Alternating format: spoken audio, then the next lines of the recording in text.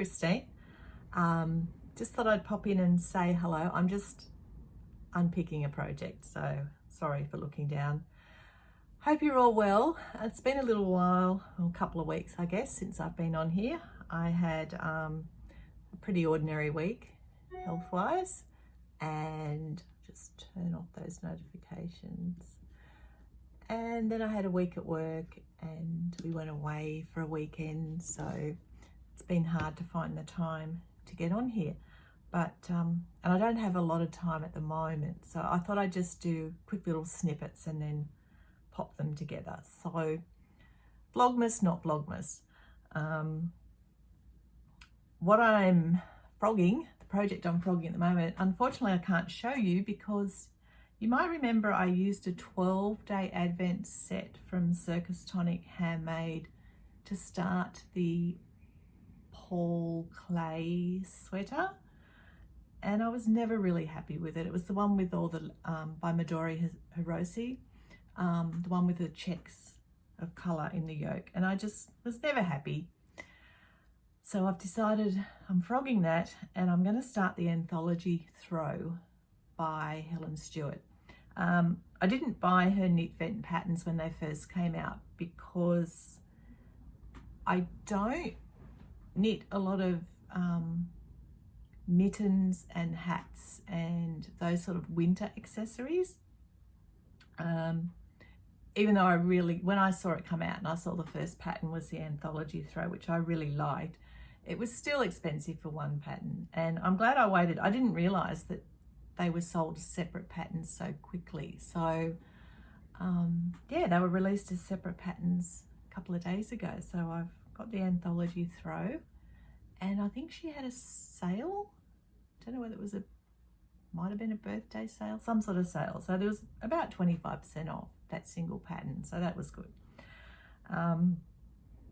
Yeah, so I'm just ripping out the Paul Clay sweater, which is proving difficult because it had the colourwork squares around the top. What I was doing was, instead of carrying floats, I was like catching every stitch.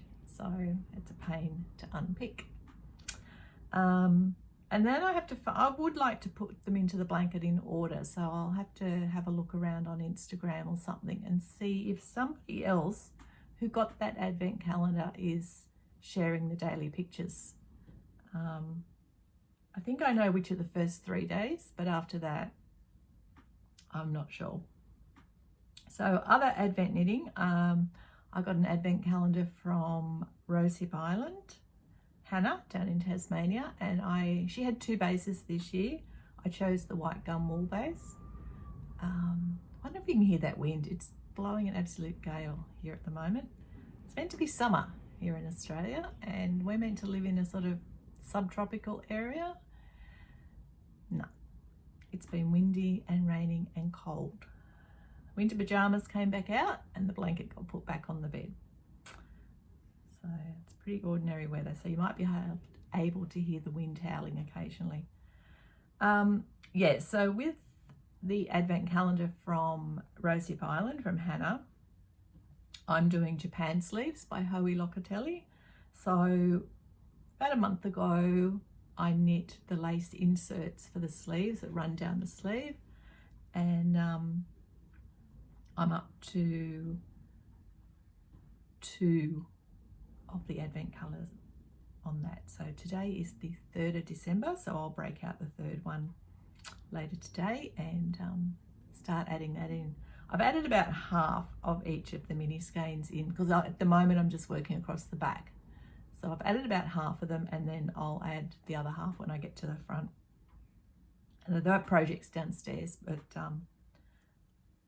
I'll show it to you some stage in this video and talk through the construction. But yeah, other than that,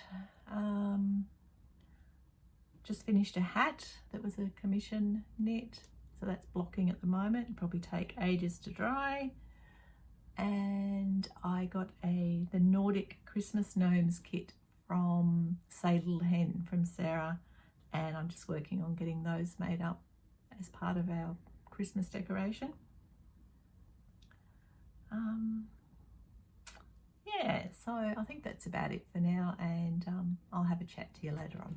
Bye. Hi, it's a couple of days later and summer has hit. I'm not sure what the temperature is, but it must be like high 20s Celsius. So doors are open, windows are open. There might be some background noise, but we'll see how we go. I thought I just wanted to get back on here before too much time passed and just share a couple of things that you might be interested in for this time of year. I know lots of people have got advent calendars and they're looking for quick little projects as well. So yeah, I just thought I'd show you what I've been up to. I have been making two little Nordic Christmas gnomes, which are by Sarah Price of Say Little Hen. So this is what they'll look like when they're finished.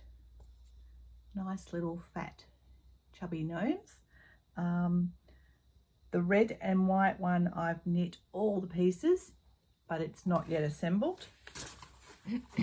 So we've got, and it's knit flat, which I really like. One thing I dislike about making toys and the other little gnomes that I did earlier in the year is they're knit in the round and I just find them so fiddly. So I do have to sew them up obviously and stuff them, but we've got a body piece and a hat piece and a head. And I've just started the blue one. I was going to get the red one all finished, but I thought I may as well just finish all the knitting and then have a little assembly line to get them all together. So I'm just doing the colour work on the blue. Sarah also has a really cute little Christmas tree, which I've just ordered the kit for, and they should be nice and quick, so I'll show you those when they come. The other thing I've been working on is my Japan sleeves, which I'm doing with the Advent yarns from Rosehip Island, who is Hannah from Tasmania. I chose her white gum wool base, which I think from memory has merino and silk. And the colours so far are really pretty and really subtle. So Japan sleeves, I'll see if I can find you the schematic. Is this? So along the top of the sleeve there is a lace panel, and then you're working backwards and forwards in short rows, picking up stitches along that lace panel. So the lace panels and all the ribbing sections will be done in a bear yarn that I got from Nundle Woolen Mills, and the body of this sweater is going to be striped with the bear and the advent calendar yarns. So I think I'm up to day 4 I may have got in. So if you don't want to see it, look away. But it's really difficult to show because of the construction, but basically that is one of the lace sleeve panels, and I've done some of the back. So we've got colour 1, colour 2, colour 3 and colour 4, and I've just started working on the front, the left front, and then I'll work on the right front, then they're joined, and then eventually it'll be joined in the round. But it's just, I was unsure whether to go for the bear or whether to go for a grey or something, but I'm glad I picked the bear because the colours so far are just so soft and so subtle, really pretty. The other Advent yarn project I'm working on is the 12-day Advent from Circus Tonic Handmade, who is also a Hannah, I think. I did open these early, started the Paul Clay sweater, did not like how that yarn was working up with that pattern. So I've ripped that out, and I've started doing the Anthology Throw by Helen Stewart from Curious Handmade. Now, because I'd opened all these, the 12-day Advent, I'm not sure of the order that they go in. So even though I'm only up to the second colour in the Advent, I'm not, in the throw, I'm not sure if it is the day 2 colour or not. So you may not want to see these, but I'm going to show you where I'm up to. So just a spoiler, if you don't want to see any of the 12-day Advent from Circus Tonic Handmade, just look away for a couple of seconds. but this is where I am with that, and it is so pretty. I was just going to say I'm not really a blanket person, but I seem to have ended up with quite a few on the needles, which you'll see in a moment. Really lovely colours, so I'm looking forward to that. Okay, you can look back if you closed your eyes. Excuse me. So it is a 12-day advent, so I will be using other minis and leftovers for that. I was also thinking about other things that I could use advent calendars for, and one of the things I came when I was looking on Ravelry, and I found the Beekeeper's Quilt by Tiny Owl Knits. When this pattern was first released a number of years ago, I did start the Beekeeper's Quilt, and I probably had, if you're not familiar with it, it makes these little, what they call hexie puffs, which are double-sided, and they have a bit of polyfill in them. They're meant to be 3 inches across, if I remember rightly from the pattern. Well, no. I remember now that I didn't enjoy making them. I probably made, I don't know, half a dozen or so the first time and didn't enjoy it, so I didn't continue. And I looked at it again and I thought, well, it's been a few years since that pattern came out, so I'm assuming I'm a better knitter. I'll just shut this door. There's a motorbike starting up.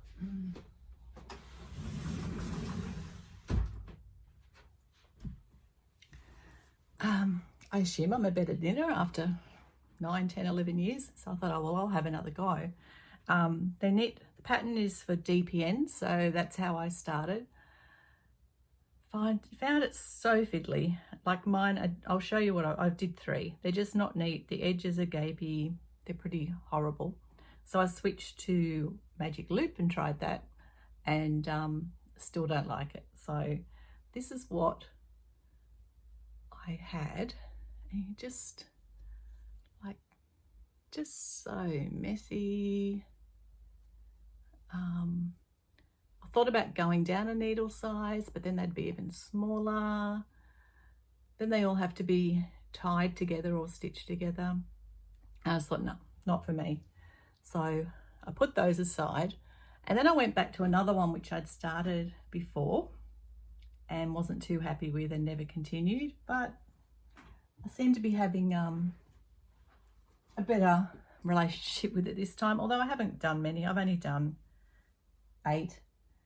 So it's a mitered square blanket. I'm using the Coziest Memory blanket by Kemper Ray. So yeah, early days with that one. And then what I'm doing is I'm making a square, and then of course there's still yarn left over, and I want to try and use up everything in my stash if I can.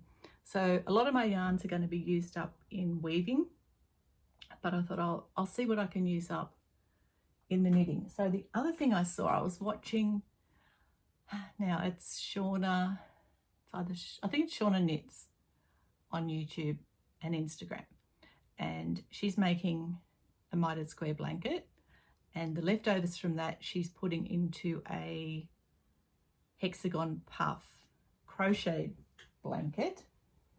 So I followed her tutorial, and that's what I'm doing with my leftovers as well. I'm not a crocheter. It's not very neat. My tension is all over the place, but I'm hoping as I go along with this, that will improve. So this is what I've got so far.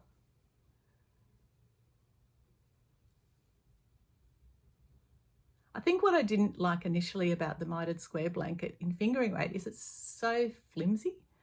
So yeah, I don't know. But this has got a really nice plump texture.